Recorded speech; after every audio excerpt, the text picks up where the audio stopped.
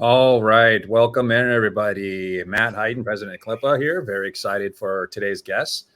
Looking forward to, I've got Caroline Poehler in here with me and looking forward to hearing more about what she has to offer. She is our first speaker interview for CLIPA Con 24 being held at the Bahia on May 2nd and 3rd, Bahia in San Diego. It's going to be a beautiful event. Very excited about it. We've got all sorts of special activities. We've got pre-show classes we're really excited about. For more details, you can visit clipa.com and check out what we have going on. Caroline, welcome. Hi, thank you, Matt. Thank you for the invite. I'm super excited to attend the event. I love San Diego. It's always beautiful and sunny there. Yeah, it's we're very excited. Let's hope I grew up in San Diego, so you get the May gray and the June gloom. Let's just hope we don't Okay. experience that. But Okay. Well, either way, we're excited. It's going to be a great event. So I'm very excited to have you on. I'm very excited to have you speaking at ClippaCon. It's always nice to get new speakers in there. This is technically our 4th year annual ClippaCon, so very excited for it and bringing fresh content. And this is always a great topic. Let's have you just kind of talk about yourself. Just tell us about yourself. I know you've been in the industry since '96. yeah. That's so you know something about this industry, which is great. So just tell us a little bit about yourself. For sure. Well, I originate from England, obviously with the accent. Moved to the States in 1995 with a very strong B2B background, and really kind of got into a company that were doing Christmas installs and all of that good stuff. So started off in sales and design, and really started from the ground up learning about the business. I did take a break after 10 years and then came back 10 years ago. So I have about 22 years of actual physical work in the industry, in install, takedown, and all of that good stuff. I think we all kind of take a break at some point, and I do it myself too.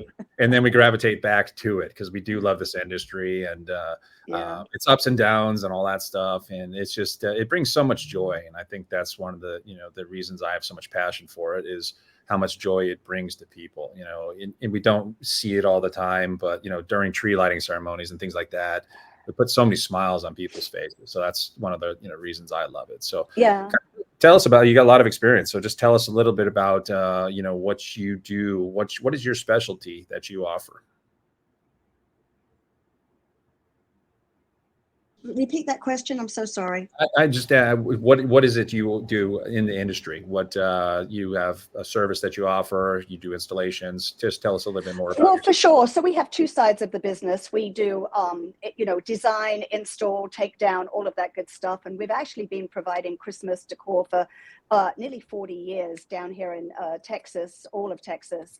And then about 11, 12 years ago, what we did is we realized that we needed to do more in a short amount of time, right? And that's the struggle that any Christmas company has. We have a very short period of time to sell, install, take down. And so what we were doing is we were looking at ways that we could get into the client quicker and get out, because it's all about labor, right? So we started to develop our products. So rather than, I remember back, 20 something years ago when you took a Christmas tree in, you were decorating it on site. And I'm sure many of your members can remember that too. And it just wasn't time effective. So we had to start looking at ways of developing that we weren't doing that. And, at one time we were decorating trees and wiring everything on. And then when they came back to the warehouse, we were putting plastic bags over them and storing them. Well, again, many of your members know, it takes up so much space. So we were trying to figure out how we could take our product, box it, and then rack it and stack it, so we could put it on shelves. And so over about a 4 or 5 year time period, we developed what we call the tree in the box system. So everything that we did was pre-decorated, put in boxes, which were both storage boxes and delivery boxes, if you like. The same boxes were used when the product came out, and once it came back to the warehouse, we could stack it on the shelf again. And we realized that we were able to take on so many more customers because of this. And then what happened, other people in the industry were seeing what we were doing and saying, hey, I think you're onto something. Yeah. We're interested in buying your products. So about 11 years ago, we started our wholesale business where we're now shipping pre-decorated decor all across the US and Canada. Yeah. Yeah. It's beautiful stuff. And I know how to Thank put it in you. the box because I watched your video this morning. I got to, Oh, I saw your video on the website, and thank you. I got to see the demonstration on how to put it in the box. And I was amazed. I was like, oh my gosh, that thing is going to fit in that box. And sure, it fit in the box. Yeah, So yeah. very cool video. I do appreciate that on your site. So Thank you. yeah, you guys have really neat designs. What can they expect? You've got a 45-50 minute session that you're going to be up on stage talking to the audience. What can our attendees, what can they expect from you in your conversation Okay. without giving away the farm? I don't want you to go into your whole Okay. thing, but No, let's just give some that's teasers. What can they expect at CLIPA Con 24 this year? Well, for sure. So first of all, I'm not there. I mean, obviously, I'm wearing a Seasonscape shirt. That's who I, Sure. work for. But what I really do with my presentations, I try and bring a lot to the table in a short amount of time. And sometimes I still have more to say, so I have to hold back a little bit. But I will cover everything from, why even get into the interior decor business? I mean, I'm sure many of your members only do exterior lighting, Yeah. but why? Why do you need to look at that? Why would that possibly be good for you? And then where do you start? Do you, purchase all the stuff from catalogs and build it yourself? Or do you go to market every year and try and guess, how many items that you're going to need, how many 12-foot trees, how many 48-inch trees, and how many ornaments? Or do you go to a service like us that offers pre-decorated? So I kind of cover all of the pitfalls, the pros and cons about all of those things. And then we will talk a lot about selling. How do you sell interior to a client? A lot of people go, well, I can sell lights on a tree or lights on a building, but if I go into a hotel lobby, I don't know where to start. So Yeah. I will cover like the conversations that you're going to have with the client. What does that walkthrough like? We will touch on pricing and contracts, certainly cover that. We will talk about if you decide to produce it yourself, what kind of space do you need and how will you do that? We cover a little bit about install, takedown, scheduling, storage, running crews, staffing. So I feel like we touch a little bit on everything. Yeah. I feel like there's some really good tips there for people that have never been in the interior world before. And I hope to give more tips for people that maybe are interior, but of things, it's kind of Yeah. like lessons learned, if you will, Matt. Yeah. Well, Yeah. it sounds like we got to get you some more time. That's a lot of stuff to cover in 50 minutes. So I'm sure you'll figure it out. You've done several talks, you've done several, interior decor talks. So I'm sure you'll figure out how to condense it into 50 minutes and just hit No, those bullet points. And then you'll be available throughout the event if people want to come by and say hi and talk to you and get more information, I'm sure. and exactly, and that's the whole point. It's let's look at all these pieces.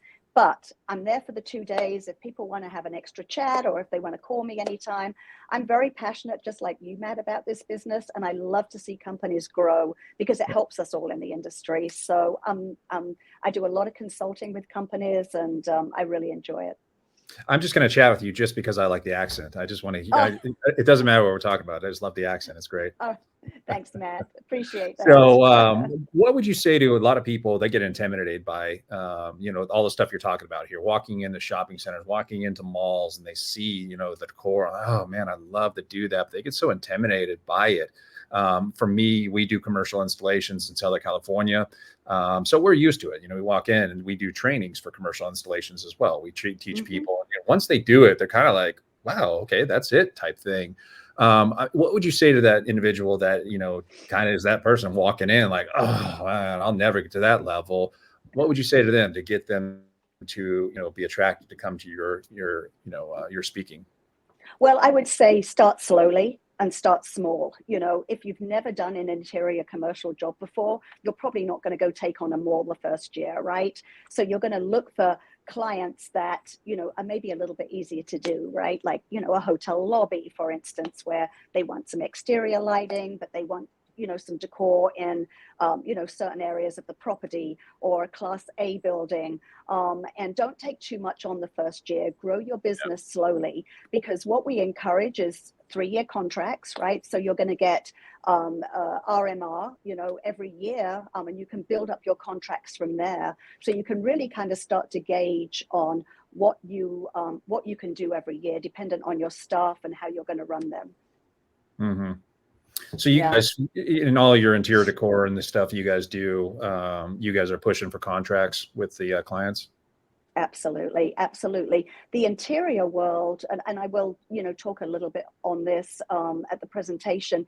The interior world and interior customers, hotels, building lobbies, building campuses, corporate offices, they're very, very used to 3-year contracts. And the beauty of those is that you are hooking a customer in for a 3-year contract. So you can kind of see what your reoccurring revenue is going to be over those 3 years.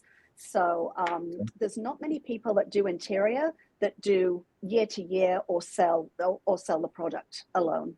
Got it. So you guys have the products that you sell. You have the trees, the tree in a box. It's beautiful. They're beautiful. I mean, I saw it, and it's so full of ornaments and looks great. You guys do installations. You have another division, installation division.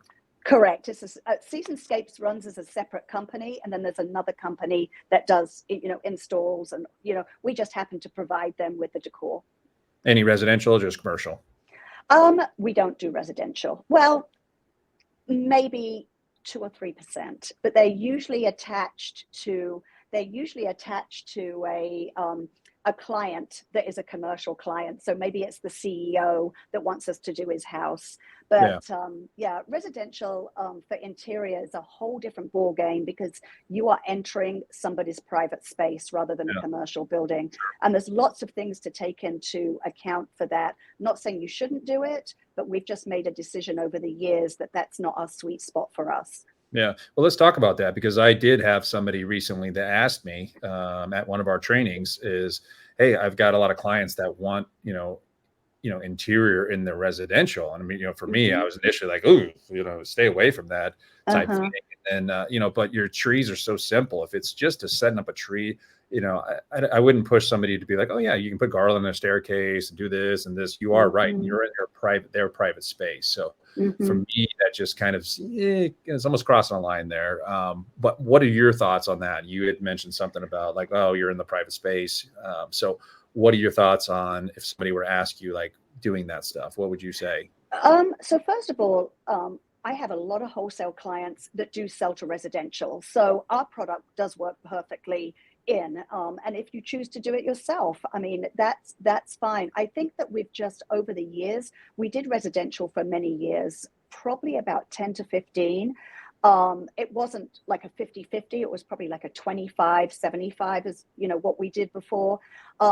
But we found that you can be so liable for things. So, there's so many stories I can tell of, temps in somebody's houses that, you just have, as you grow as an organization, you just have to kind of think about, what possibly could happen and make sure that you're covered. But you're right. I mean, our tree in the box, a 7.5 foot, you can walk into somebody's living room and you could be in and out within 30 minutes, and the tree is done and it looks beautiful.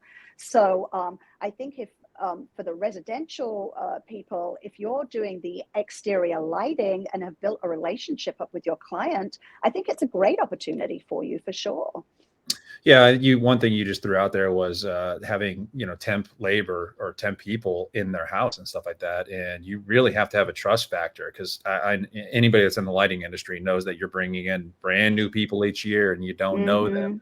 If you're fortunate enough to have an existing service related business, you can just bounce them back and forth. You can develop that trust over the years and stuff like that. But if you're bringing, like we bring a lot of new labor in each year, and I don't know that I would have that trust factor and feel comfortable allowing them in a property inside. So I'm sure you can attest to that. Anything else beyond that, just beyond individuals going in that house, anything else somebody should be aware of and really think about before they jump into doing interior for residential something they should be like, maybe I don't want to do that?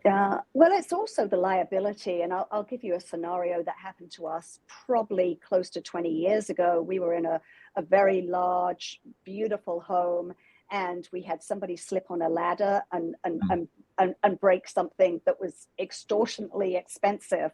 No. And we're insured and things, but it's things kind of like that you have to think about. If you're putting a very large tree into a house and you're setting it on a marble or a wood floor, you have to think about, like, what equipment are you taking in there to put that tree up in a lobby, right? Maybe it's a 12, 14, 16-foot tree. You've got to think about the weight on the floor and the possible damage it could do to the inside of the house. Also getting product through doors, like I said, commercial is just so much kind of cleaner, if you will. Sure. But like I said, it's not to say it can't be done. It's just things that you have to think about and plan for before you go in. If you're using staff, maybe you use your full-time staff to do residential, people that have come back every year or are on full-time crews with you, that you can trust. And then also that trust with the client. Maybe it's people that you've dealt with for years after years and you have very, very good, strong relationships. Yeah. Well, I mean, with the little conversation we've had about it, I am definitely not going towards residential interior decor. That's not something I'm going to gravitate towards, because the liability, you're right. I can see these guys bringing ladders in and hitting the walls and putting, poking things. I cringe just thinking about it. So that's definitely something we're not going to be adding to our portfolio anytime soon. So we do residential. We do one residential house, and that's for charity each year. Other than that, we are just strictly commercial. So kind of on the same path you guys are. So anything else they can expect from you, at the conference? You've got a 50 minutes. That's a lot of stuff to pack in that 50 minutes. And I'm excited to see what you bring to the table. It is a lot of stuff, and I try and kind of read my audience before, as soon as I get up there, trying to find out who does interior, who doesn't. If everybody is new, then I might speak slightly at a different angle. But I really feel whether you do interior or not, or you're thinking about it, I feel like I do have something for everybody, something that you may not have thought about, whether it's how you label your boxes or how you set your warehouse out. I feel like I'm touching on a lot of different things, but they can be expanded if somebody wants to talk to me afterwards. So. Yeah, and it's a great topic, and it's always a hot topic. Every year we have such a huge audience for this class.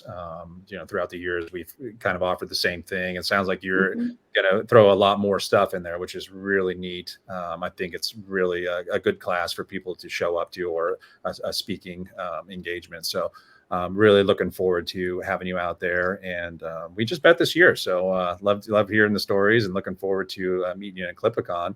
For sure. In May. So very excited about that. You have anything else for our audience that you want to throw out there?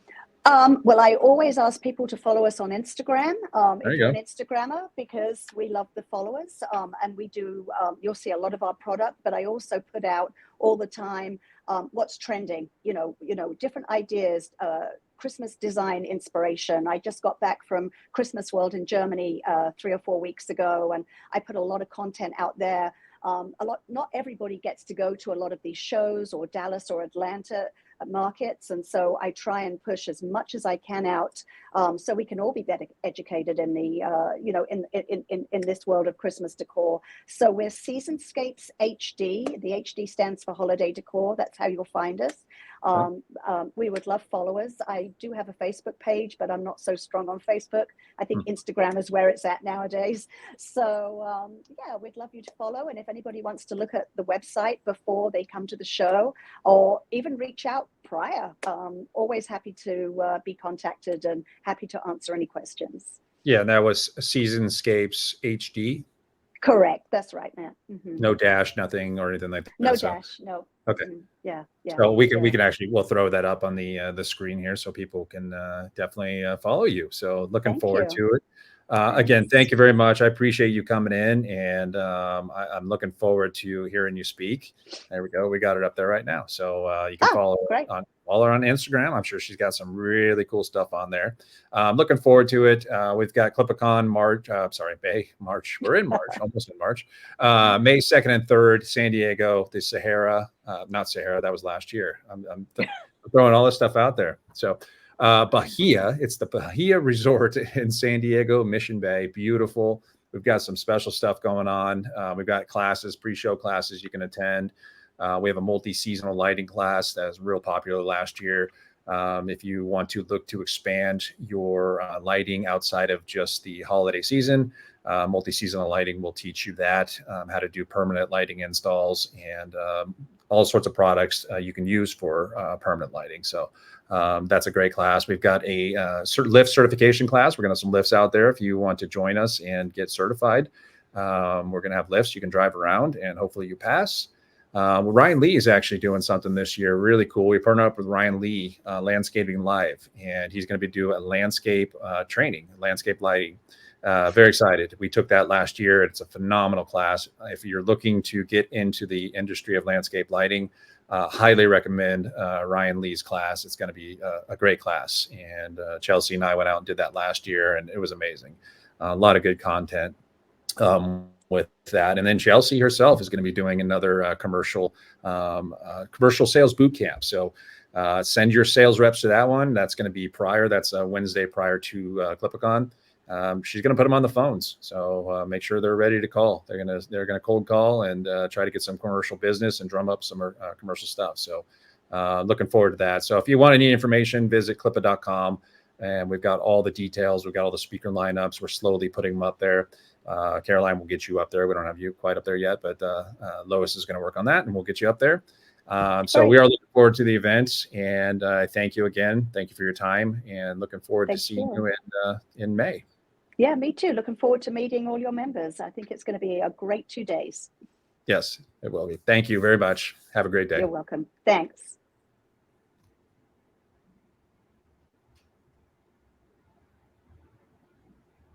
Was that good?